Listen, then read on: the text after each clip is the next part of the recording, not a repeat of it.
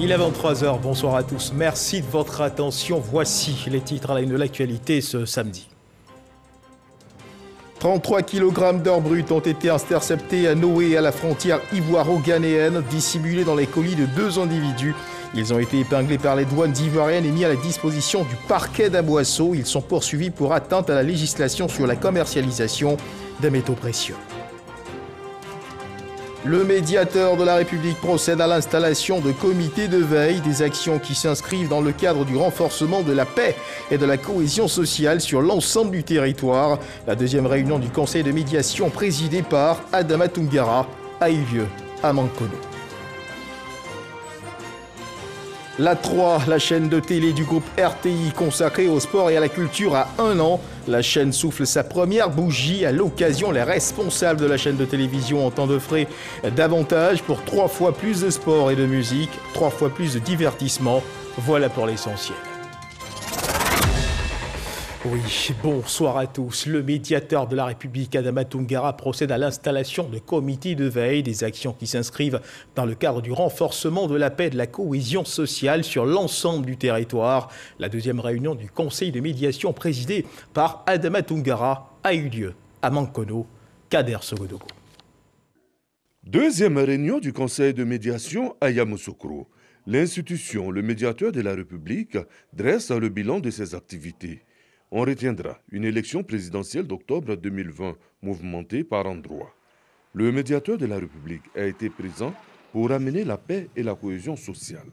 L'élection des députés qui a suivi atteste bien le retour d'un climat apaisé. La recherche de la cohésion sociale en Côte d'Ivoire doit demeurer une quête perpétuelle. Nous avions constaté que partout où nous avons mis en place des comités de veille, il n'y avait pas eu de remous politiques ou sociaux importants.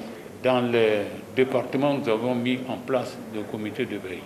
Pour réussir une cohésion sociale durable, après l'installation des médiateurs délégués, place désormais à la mise sur pied des comités de veille et de suivi de la cohésion sociale. C'est une action qui s'inscrit dans la droite ligne du médiateur de la République de Adama Toungara, qui, à sa prise de fonction, a privilégié le mode d'anticipation et de prévention sur les conflits.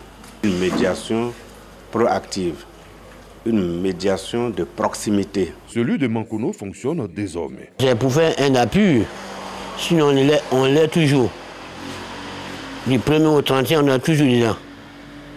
Alors c'est pour nous donner encore une force encore de plus. Les missions assignées au comité de veille sont claires. Évaluer de manière périodique la situation de la cohésion sociale dans les départements, organiser le dialogue communautaire en vue de prévenir et régler les conflits, sensibiliser les communautés à la cohabitation pacifique et au respect de la différence, informer les médiateurs délégués de toute situation susceptible de troubler la paix et la cohésion sociale. Retour à Abidjan, la promotion 2020 des médiateurs professionnels vient de recevoir son diplôme de fin de formation. Baptisé promotion Hortense à Kaangui, les nouveaux diplômés se sont engagés à sillonner la Côte d'Ivoire afin de mettre le savoir qu'ils ont acquis au service de la nation. Cet engagement a été pris en présence de plusieurs personnalités, dont le président de l'ASCAD, le professeur Antoine Asseipo Ouowo, et le président du conseil d'administration de la RTI, Akaseye-Lazare, Walter Amadou Ouattara. Ces 16 impétrants sont issus de la promotion Hortense à Kaangui, désormais des médiateurs professionnels. Ils ont été formés pendant 12 mois pour contribuer à la prévention et à la résolution des conflits. La médiation professionnelle est une discipline nouvelle. C'est seulement en 2014 que la première loi sur la médiation professionnelle a été prise en Côte d'Ivoire. Il n'y avait donc pas de médiateurs. En 5 ans, on a formé 70 médiateurs professionnels en Côte d'Ivoire qui vont aider à la résolution amiable des conflits en Côte d'Ivoire. Le médiateur est l'acteur de la cohésion sociale. Et c'est dans ce but que nous allons lancer l'opération que nous avons dénommée la caravane de la médiation. Nous prévenons le conflit et également nous jouons une action d'acteur, de réparateur quand le conflit s'est déclenché. Donc nous ferons ce rôle. Le dialogue social en temps de crise est le thème choisi de cette remise de diplôme à la promotion 2020 de l'école professionnelle de la médiation et de la négociation. Promotion parrainée par le président de l'Académie des sciences, des arts, des cultures d'Afrique et des diasporas africaines, ASCAD. Il faut que vous ayez des commissions scientifiques pour réfléchir sur les mutations. Parce que le problème ne se résout pas de lui-même. Il se résout par rapport à l'environnement, à la société. Ce n'est pas banal. Parce que la plupart de nos échecs au sud ici viennent de ce que nous sommes attelés à un problème, mais nous ne voyons pas le comportement des autres problèmes. Plusieurs personnalités, au nombre desquelles Douya Traoré, représentant le président du Conseil national du dialogue social, le président du conseil d'administration de la RTI, Akasaï Lazare, le maire de la commune de Cocody, Jean-Marc Yassé, ainsi que des universitaires et des membres de la famille de l'illustre disparu Hortense Akan-Angui, ont rehaussé de par leur présence cette cérémonie de fin de formation. Et puis nous le disions à l'instant dans les titres, 2 individus ont été pris dans les filets de la douane à Noé, à la frontière Côte d'Ivoire-Ghana. Leur objectif était clair, entrer en Côte d'Ivoire puis écouler 33 kg d'or brut qu'ils avaient en leur possession. Malheureusement pour eux, ils ont été épinglés par les douanes ivoiriennes et mis à la disposition du parquet d'Aboisseau où ils sont poursuivis pour atteinte à la législation sur la commercialisation des métaux précieux. Lanciné Bakayoko. Beaucoup de filets à l'actif de la direction régionale des douanes d'Aboisseau. 2 individus suspects en possession de 33 kg d'or brut frauduleux viennent d'être appréhendés au niveau de Noé à la frontière ivoiro-ghanéenne. C'est au cours d'un contrôle effectué sur le premier suspect que les agents ont découvert les métaux soigneusement dissimulés dans les poches d'un blouson enfoui dans un sac. Un deuxième individu s'est par la suite présenté comme étant le propriétaire de la marchandise sans fournir les documents requis en l'espèce. Les colis frauduleux, composés de 15 plaquettes métalliques de coloration jaunâtre, semblables à de l'or, ont été aussitôt acheminés au laboratoire de la Sodémie en vue d'en déterminer la nature. Les résultats de cette analyse révèlent qu'il s'agit de l'or brut dont les teneurs oscillent entre 22 et 23 carats, d'un poids total d'un peu plus de 33 kg. Valeur marchande, 1 milliard de francs CFA. Incapables de présenter les documents exigibles, les 2 individus et la marchandise saisie ont été mis à la disposition du procureur de la République où la procédure suit son cours. Notons que la détention et l'exportation d'or sont encadrées par une réglementation basée sur un régime de permis et d'autorisation ainsi que sur l'obtention d'un agrément dûment délivré par l'administration minière. Et puis on ne le dira jamais assez, il faut rester prudent. Cette saison des pluies, les pluies qui se sont abattues dans la nuit de jeudi à vendredi dernier dans les villes d'Abidjan et de San Pedro ont fait des victimes. 2 personnes ont perdu la vie suite à un éboulement survenu dans la commune d'Atekoubé, précisément au quartier Moussikro. Alors qu'elles étaient endormies, elles ont été emportées par les eaux. Le maire de la commune d'Atekoubé annonce des poursuites judiciaires contre les propriétaires de ces maisons et la destruction des maisons situées dans cette zone à risque. La ministre Belmonte Dogo a, elle, présenté les condoléances du gouvernement aux parents des victimes. À San Pedro, 2 adolescents ont péri sous les eaux. Le maire de la ville, Félix Adoblé, appelle lui les populations à quitter les zones à risque. Les maisons situées dans ces zones à risque ou dans le lit des eaux seraient également détruites. Vigilance donc. Dans le reste de l'actualité, sachez que le président du Sénégal, Macky Sall, a reçu en audience hier vendredi la ministre Mariatou Koné, la ministre de l'Éducation nationale de l'alphabétisation, qui conduit une mission d'imprégnation du système éducatif au Sénégal, une mission qui vise donc à apprendre des forces du Sénégal dans ce qui concerne bien sûr l'évolution de la gestion de l'éducation. Hervé Blé. Une fin de mission au Sénégal marquée par une audience avec le président Macky Sall. C'est au palais de la présidence qu'ont été reçus Mariatou Koné, la ministre de l'Éducation nationale et de l'alphabétisation, les membres de la mission d'imprégnation de l'école sénégalaise et l'ambassadeur de Côte d'Ivoire au Sénégal, le général Touré Sékou. Audience en présence du ministre de l'Éducation nationale du Sénégal, Mamadou Talla. Avec son hôte, la ministre Mariatou Koné, le président de la République sénégalaise Macky Sall a évoqué la mission d'imprégnation du système éducatif sénégalais. Nous avons passé une semaine sur le territoire sénégalais pour nous imprégner de l'expérience et des bonnes pratiques du Sénégal. Et au terme de cette visite, nous avons beaucoup appris. C'est le premier pays que nous visitons et c'est une bonne manière de renforcer la coopération sud-sud. Nous n'avons pas besoin d'aller loin pour avoir un modèle. Les états généraux de l'éducation nationale en Côte d'Ivoire sont prévus à partir du 19 juillet. Ces consultations générales, qui devraient durer au moins 6 mois, visent à consolider les acquis, à améliorer la performance du système éducatif pour en faire une école de qualité. Et toujours au Sénégal, à Diamniadio, à une trentaine de kilomètres de Dakar, a pris fin cette mission d'échange et de partage d'expériences entre les ministères de l'Éducation nationale et de l'alphabétisation de Côte d'Ivoire et celui de l'Éducation nationale du Sénégal. 8 thèmes majeurs ont été abordés. La réunion de synthèse des travaux a enregistré la présence de la ministre Mariétou Koné et de son homologue du Sénégal, Mamadou Talla. La ministre Mariétou Koné s'est réjouie des bons résultats obtenus au terme de cette mission. Hervé Blé. Une mission fructueuse. La mission d'imprégnation du système éducatif sénégalais a tenu ses promesses, se réjouit Mariétou Koné, la ministre de l'Éducation nationale et de l'alphabétisation. Elle a assisté aux côtés de Mamadou Talla, le ministre sénégalais de l'Éducation nationale, à la restitution des échanges entre les équipes ivoiriennes et sénégalaises. 8 thèmes principaux abordés au cours des travaux à Diamniadio. Nous avons pu travailler sur plusieurs sujets qui va du numérique jusqu'à l'alphabétisation, qui va de l'inclusion jusqu'à la science, jusqu'à l'installation des sciences, qui va également du mode de gouvernance au niveau déconcentré et au niveau central.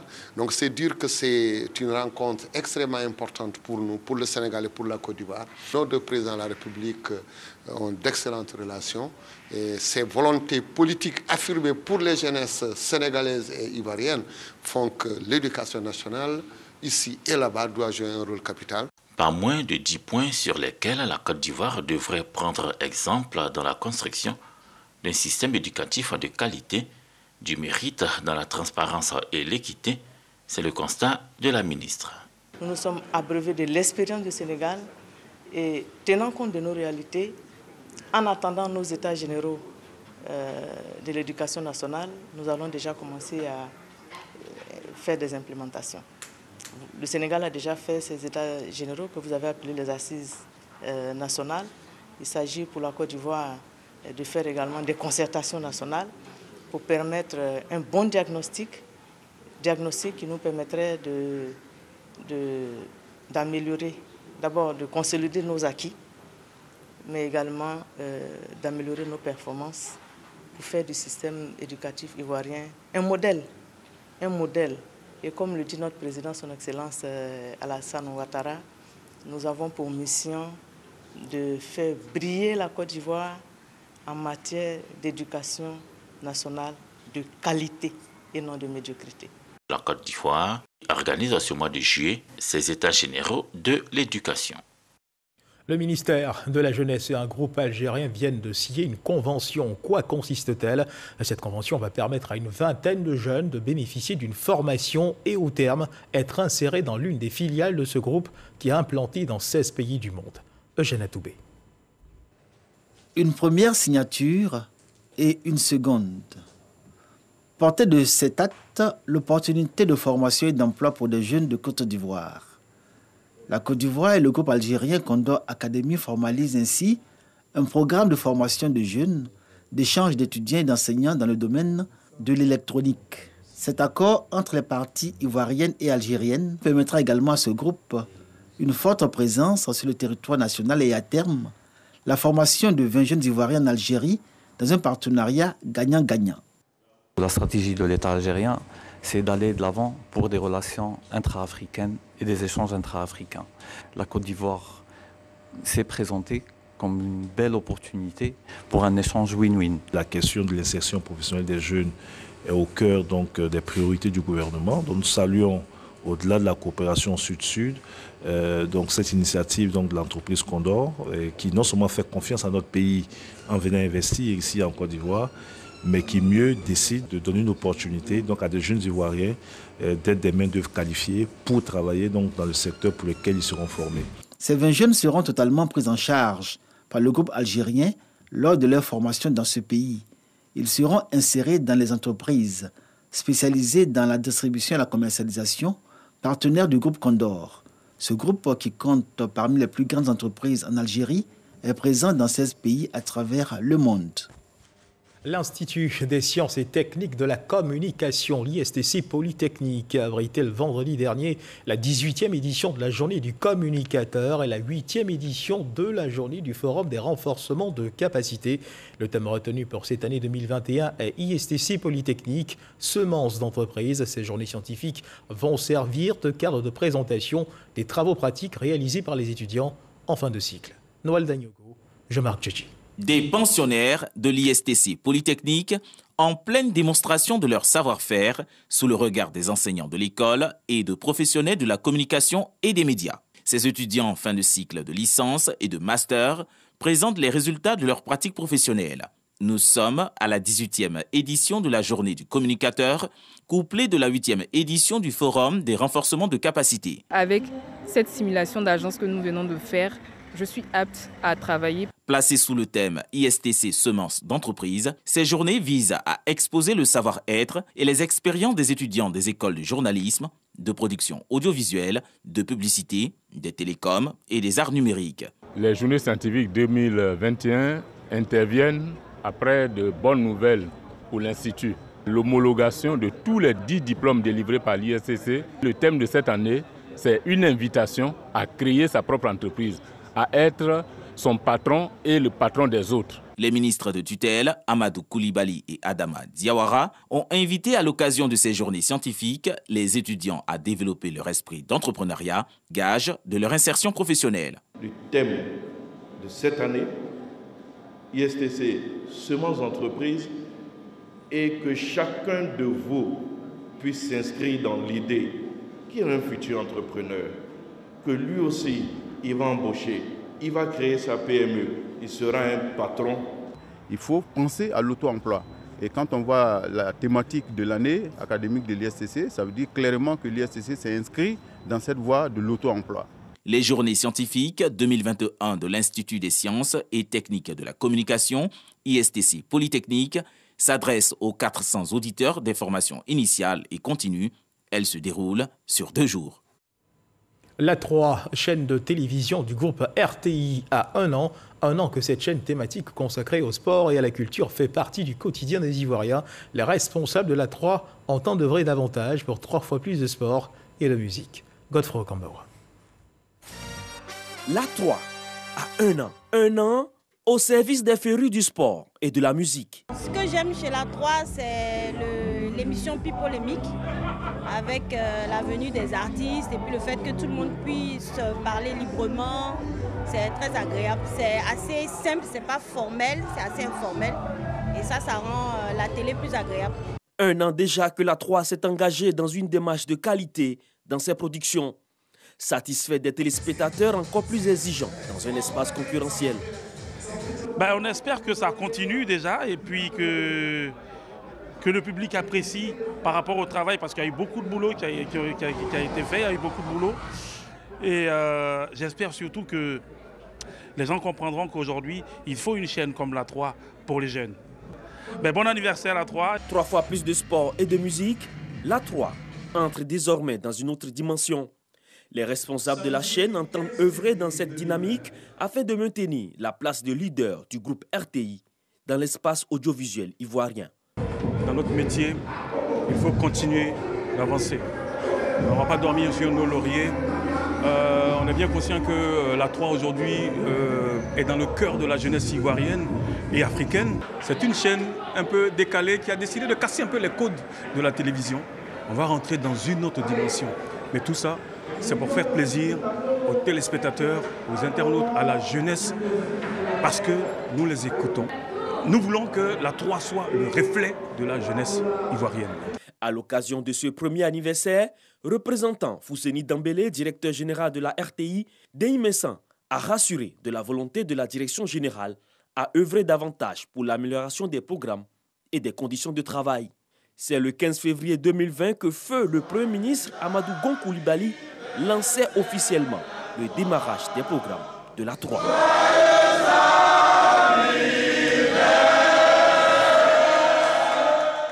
Voilà, joyeux anniversaire à la 3. La Côte d'Ivoire veut améliorer le taux de rapatriement de ses recettes d'exportation afin de se conformer à celui prescrit par l'Union européenne et monétaire ouest-africaine, l'UEMOA, qui est de 80%.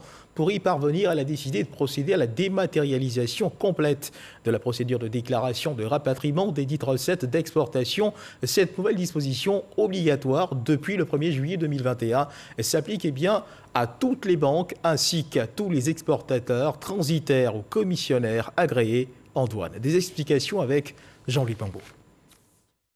Depuis le 1er juillet 2021, tous les rapatriements des recettes d'exportation sont obligatoirement déclarés en ligne. Un autre pas important dans le processus de dématérialisation des outils et moyens de collecte des ressources. Et pour faciliter cette dématérialisation, le Comité national de suivi du rapatriement des recettes d'exportation et le guichet unique du commerce extérieur, GUS, ont développé un module en ligne. Un exportateur est appelé à ce que la devise que son exportation engrange puisse entrer de façon légale en Côte d'Ivoire. Ce sont ces besoins qui nous ont amenés à concevoir ce module.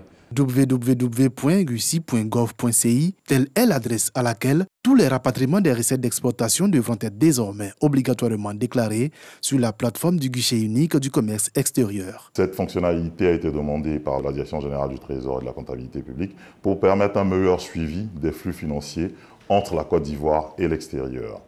Cette dématérialisation permettra notamment un meilleur suivi du rapatriement des recettes d'exportation par les autorités monétaires et de contrôle, douane, trésor public, banque centrale. Il y a beaucoup de bénéfices à l'utiliser, beaucoup d'avantages. Principalement, l'opérateur aujourd'hui ou son représentant peut obtenir son autorisation et son engagement de change sans se déplacer. Chacun est sur son ordinateur à partir d'une connexion Internet et il obtient l'autorisation ou le document dont il a besoin.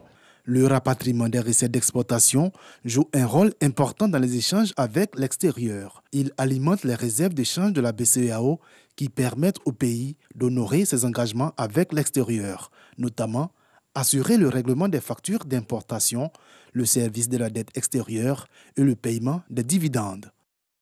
Le saviez-vous, une bactérie menace le manioc. Mais la bonne nouvelle, c'est que des chercheurs ivoiriens se mobilisent pour apporter une riposte à cette menace, une menace identifiée en Afrique australe, centrale et au Nigeria, voisin du Cameroun. Cette menace engendre d'énormes pertes en termes de rendement. Pour venir à bout de cette maladie du manioc, ces chercheurs sont en quête de financement.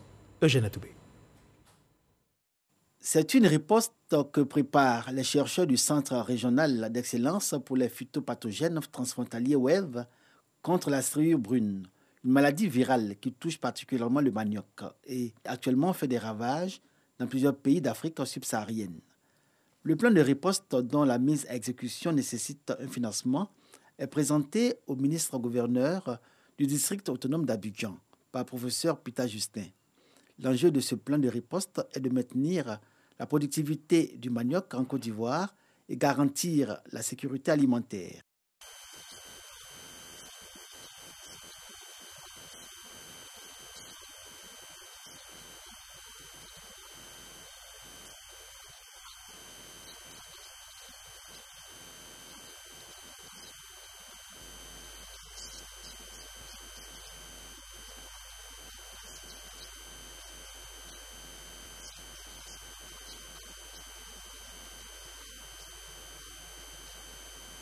La production annuelle de la culture du manioc estimée à 169 millions de tonnes par an connaît une baisse drastique. Il faut donc craindre une hausse du prix du manioc et de ses dérivés, le manioc comme moyen d'autonomisation des femmes et au profit desquels le district d'Abidjan a construit plusieurs unités de production d'Atiéké. Le Grimambé s'engage à soutenir les chercheurs du WEV pour trouver le bouclier contre cette bactérie transportée par de petites mouches blanches et des boutures de manioc non saines appelées striure brune du manioc.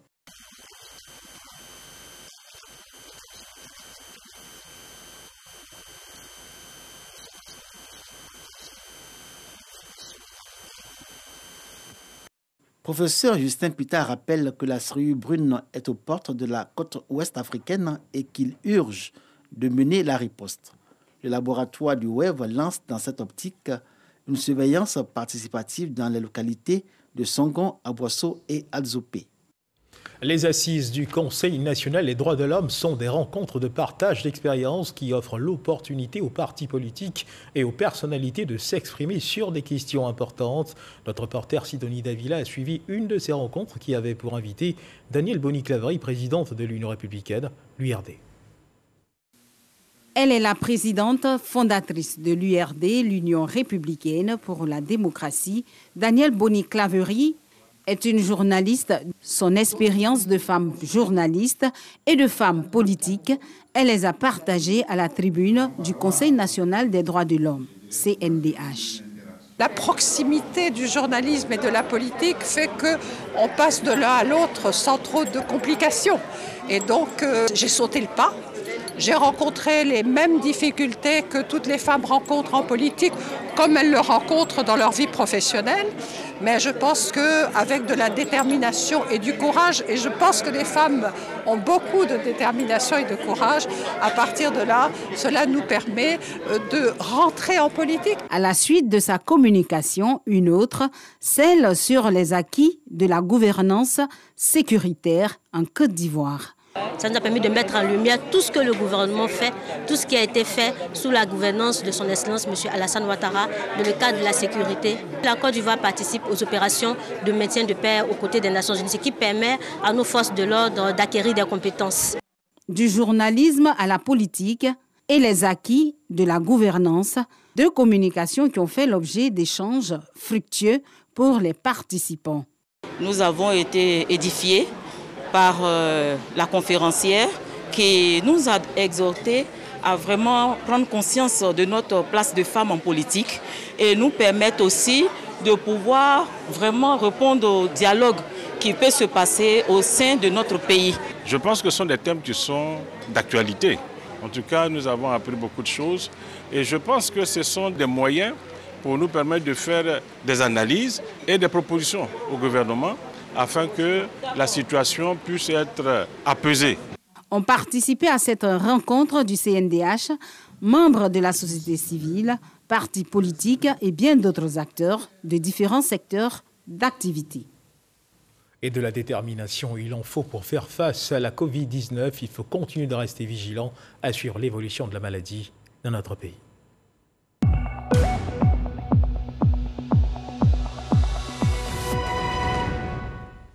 Le ministère de la Santé, de l'Hygiène publique et de la couverture maladie universelle a enregistré ce samedi 3 juillet 2021 à 43 nouveaux cas de Covid-19 sur 2218 échantillons à prélever, soit 1,9% de cas positifs, à 36 guéris et 0 décès. À la date du 3 juillet 2021, la Côte d'Ivoire, notre pays, compte donc 48 513 cas confirmés, dont 47 917 personnes guéries, 315 décès et 281 cas actifs. Le nombre total d'échantillons est de 716 855. Le 2 juillet, 10 683 doses de vaccins contre la Covid-19 ont été administrées, soit un total de 791 306 doses administrées. Le ministre de la Santé, de l'Hygiène publique et de la couverture maladie universelle invite toutes les personnes âgées de plus de 18 ans à se faire vacciner. La vaccination contre la Covid-19 est gratuite et volontaire. Ce qu'il faut également savoir, c'est que ce samedi 3 juillet 2021, l'ambassadeur d'Israël en Côte d'Ivoire a procédé à une remise d'équipement à 2 acteurs de la mode en vue de faciliter leur insertion professionnelle. La cérémonie de remise s'est tenue dans les locaux de l'école professionnelle des métiers de la mode et du mannequinat. Astou Touré-Daniogo.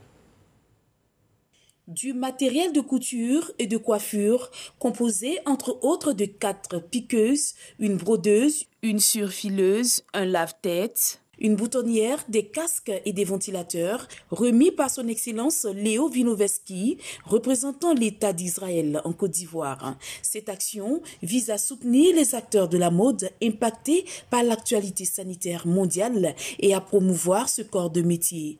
Un acte de générosité au bénéfice de 2 acteurs de la mode, dont Étienne Marcel, grand nom de la haute couture ivoirienne qui signe son retour définitif en Côte d'Ivoire après plus de 10 années passé au Cameroun. C'est le retour pour le bon. Je suis parti pour un salon et puis après le salon, je me suis dit bon, pourquoi pas avoir un pied là-bas parce que les Camerounais aimaient bien ce que je faisais. Je suis complètement surpris, ébahi, tout et tout.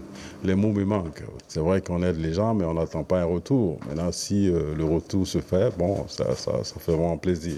Le matériel va vraiment m'apporter beaucoup de joie pour m'équiper, encore pouvoir travailler mieux, davantage.